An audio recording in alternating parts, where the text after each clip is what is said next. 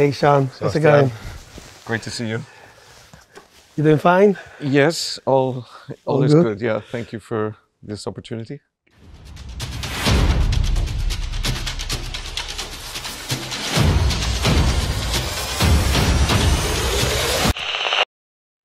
In political and public communications, leaders use storytelling to connect with voters and build strong relationships through political narrative. Well, we all know that for a story to become alive, the best way is to tell that story. No surprise that podcasting is on the rise across political and public organizations in Europe. Welcome to the European Campaign Playbook, the community of pro-European campaign and communication professionals who are writing the playbook to win campaigns. My name is Sebastián Rodríguez and I will be your host today. Throughout this month, we will focus on how to start and run your own podcast for your organization.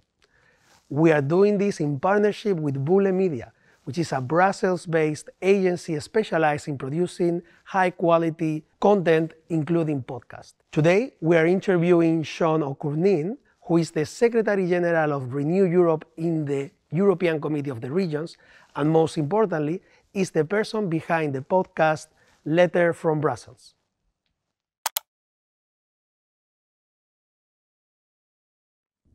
Welcome to the European Campaign Playbook, Sean. Let's start by getting to know you a little bit better. So what's your story and how did you end up here at the Committee of the Regions? Thank you very much, Sebastián, for the invitation. I'm delighted to be with you today to talk about this.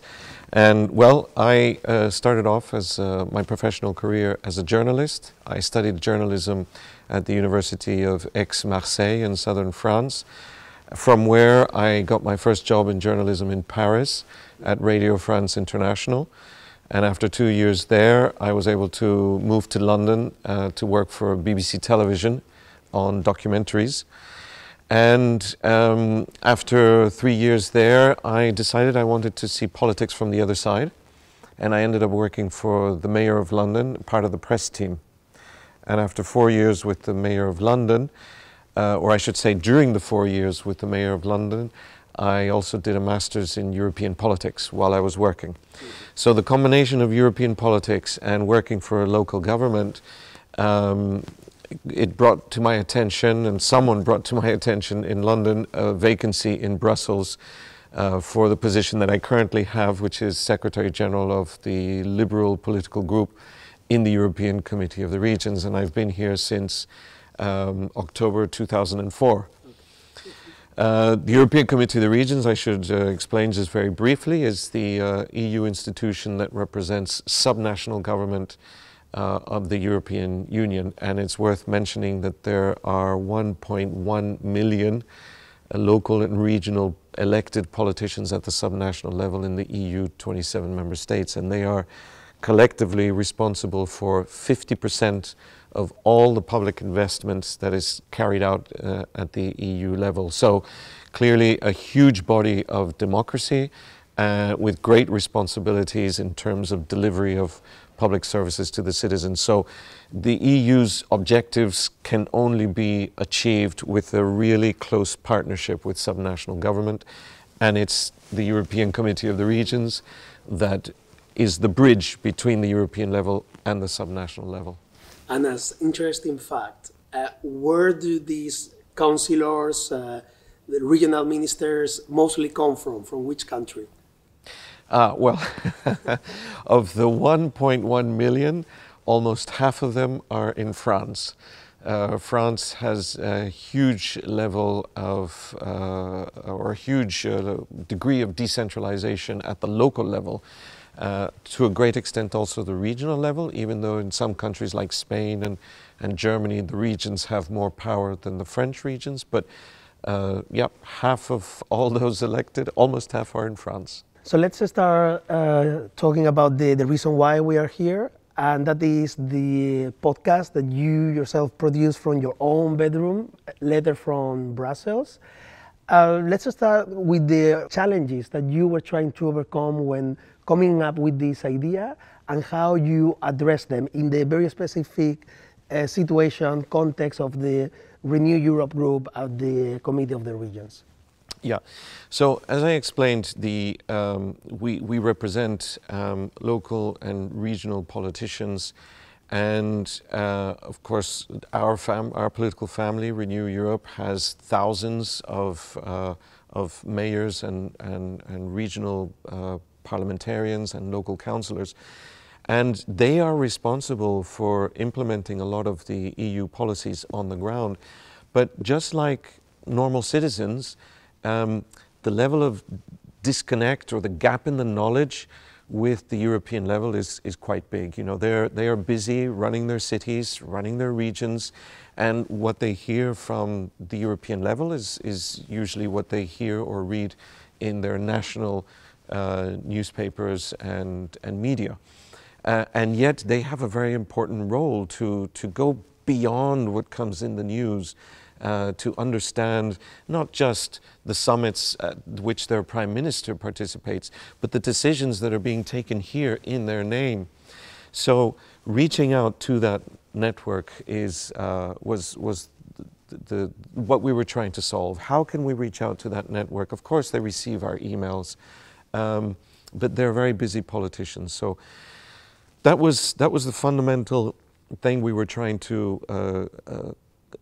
solve, is how can we reach out to this network and connect them with the European level in a different way.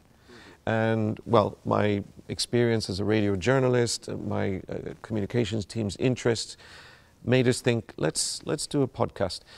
But a podcast is there are many different ways of making a podcast. In English, we have this expression, something is as long as a piece of string, or how long is a piece of string. You can have a piece of string like this, or you can have a piece of string like this. So a podcast can be produced in many, many different ways.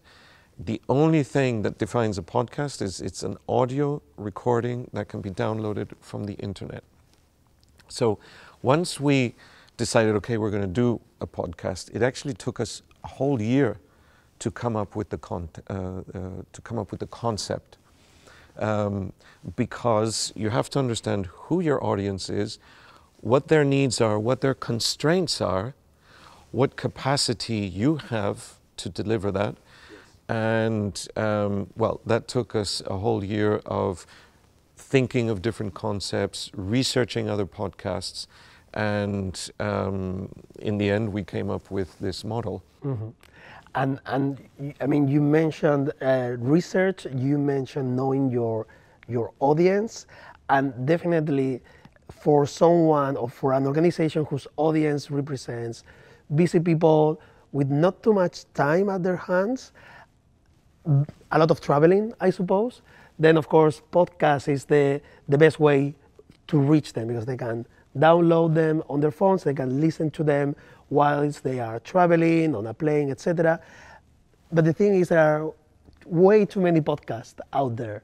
How do you make sure that your audience download yours? Or in other words, what's your original idea about the podcast? Because I found that very, very interesting. Well, thank you. As I said, it took us a whole year to come up with the concept, and we really wanted to get it right for our target audience. And as you said, we realized immediately that our target audience are busy politicians. So immediately that excluded 2-hour podcasts. No way. And we thought, okay, 15 minutes is perhaps the easiest thing. Maybe when they're driving in the car, in a taxi to the airport, something like that. 15 minutes is a sufficiently short duration for them to listen to, but equally enough to be able to give substance. Of course, it's also a very fragmented audience. There are lots of different languages amongst our target audience, or with any work that's done throughout the European Union. You have to think of all the different languages. Initially, we're focusing in English, which is, after all, the international language. We hope to perhaps introduce other languages, but it is fragmented. So we realize we are focusing to a small percentage or a fraction of our full target audience, because we're doing it in English. Now, The message we're trying to give is the work that our members do here in the Committee of the Regions and what we're doing on behalf of the local and regional politicians out there. We wanted to make this as attractive as possible. And one thing that crossed my desk at one time that I was doing some research and exploring this was something called the Trojan Horse by a communications expert called Jonah Berger. Now, the Trojan horse in some fields has a negative connotation, but in this case, he's presenting it in a positive way. And he said, what was the Trojan horse? Trojan horse presented something very beautifully when the inside was different, it was not as beautiful, okay? In this case, he's saying in communication, if you have a message which is maybe dull, maybe a bit boring, but important, and you need to deliver that message, if you can wrap it in an interesting and attractive story, then the audience will retain that message much more easily. So I thought this was a very interesting concept, and I realized that what we could do is, of course, most of our target audience, they will never get the chance to visit Brussels, which is the capital of the Union. Or if they do get a chance to visit it, they won't get to know it well. And Brussels as a city is something which I think is very interesting to our target audience, because they are mainly in cities or municipalities and regions, but very much focused on life in cities. So to have an understanding of how the city of Brussels functions, because Brussels is not just the EU institutions, it's a city of 1 million people, could be very interesting. So the podcast tells a story about the city of Brussels at the start, at the end, and in between there's the work that we do in the Committee of the Regions. And I always try to find the connection between that and the story of Brussels, then that's the perfect episode, at least what we're trying to do. I mean, the moment I heard about this, I started to apply it in everything that I do, and let me tell you that it works. It definitely works. Many people who are following our community, they work in political organizations like Renew Europe group here in the EU institutions. Maybe they work for NGOs, they might work for advocacy groups, and they might be thinking about starting their own podcast because it is becoming a thing. What advice would you give them before they even start a podcast? What are the best practical advice that you can give to them? Keep it simple. You mentioned my bedroom. I don't actually do it in my bedroom. I do it in my study at home. I'm fortunate to have just a room just for me, where I do my work, and that's where I record it. But absolutely keep it simple to begin with. Mm-hmm. Do your research. As I said, it took me a year between deciding to do a podcast until finally deciding the concept of it. And that meant researching other podcasts, researching the technology to use, the software to use. There's a lot of advice on the internet in different languages. I listened to a podcast for beginners in Spanish, which was fantastic. I read lots of stuff in English. There's stuff out there in all languages. Do that research. Don't spend too much money at the start. It's really not expensive to put together a decent podcast.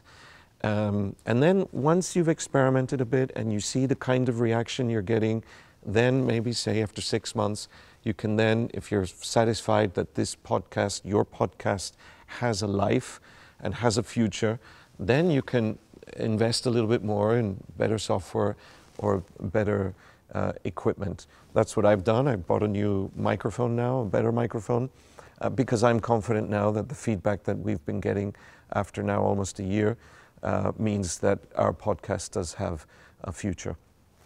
But I would say, do your research, keep it simple, and for every episode, prepare and prepare, because when you approach your deadline, whatever deadline you have to produce it, I can guarantee you there will be unexpected technical problems. you will find out, or you will discover, that some of the content you were hoping to use is no longer valid, and you need to improvise very quickly. So research, preparation, keep it simple. Start short, or don't be too ambitious. Maybe it's not a question of duration, maybe it's a different question, but don't be too ambitious, because it's always better to deliver more to your audience when you're able to than it is to promise and then not be able to deliver.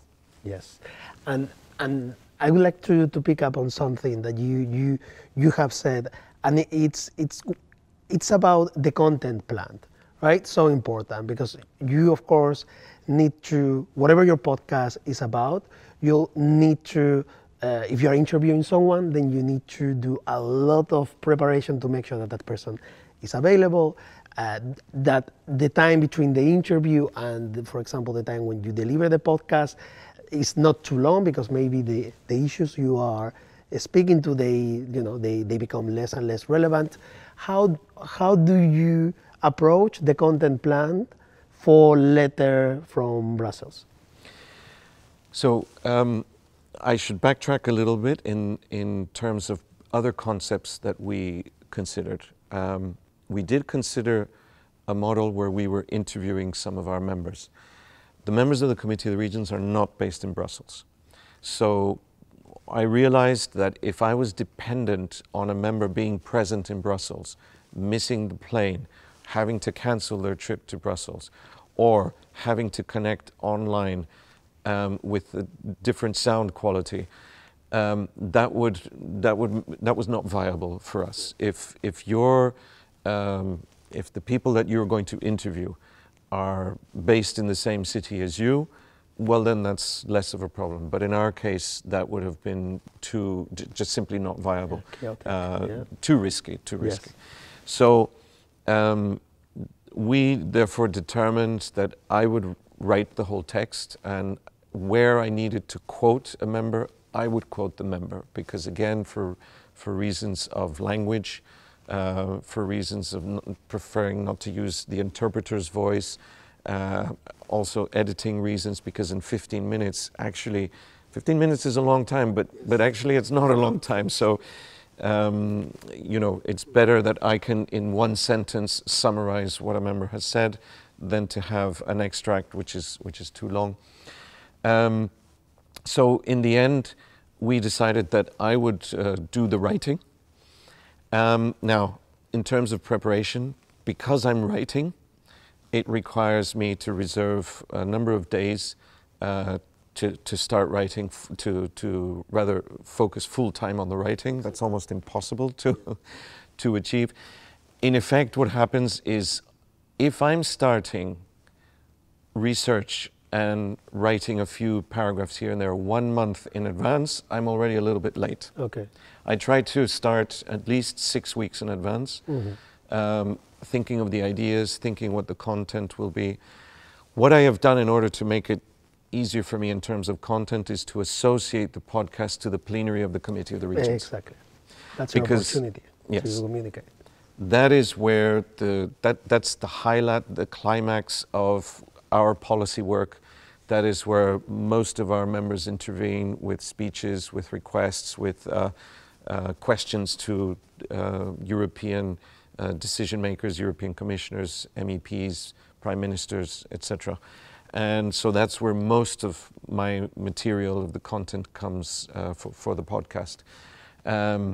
So basically, I start preparing 6 weeks ahead of every plenary, and then the episode or the podcast is finished the week after the plenary. Broadly speaking, that's what it is. So there it is, another piece of advice. Use timing and the opportunities that you have to align your content plan with whatever you are speaking to, because sometimes you, like I said, it's you have to give people something that is relevant, and you know that whatever is going to be discussed at the Committee of the Regions is going to make some news. It's going to be linked to what's happening in the world around us, and that's the opportunity that you have to, in a very short period of time, have everything ready and be able to deliver. one last question that we ask everyone we interview is, and in this case, I am forced to ask this question.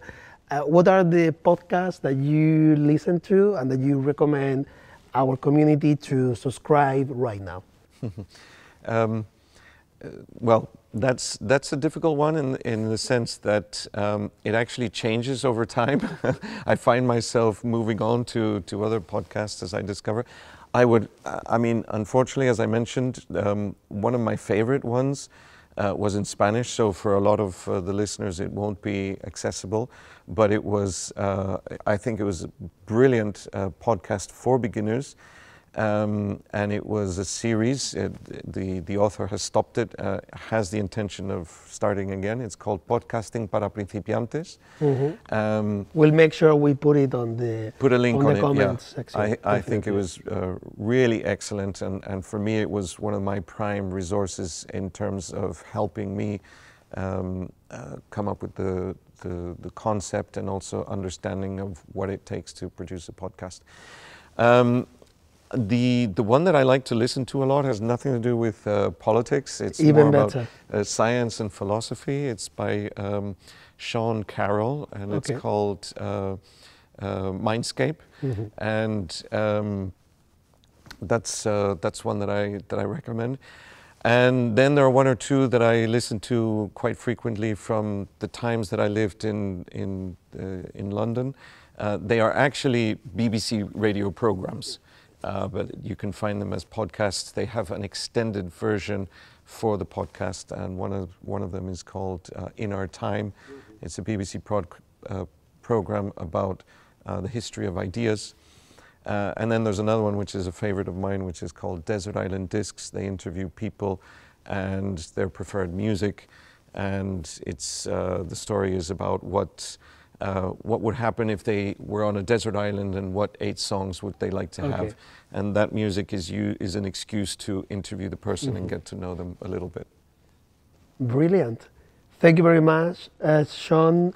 Good luck with your podcast and with the work at Renew Europe, and hope to listen to your next episode very soon. Thank you very much, Sebastián. A pleasure to be with you.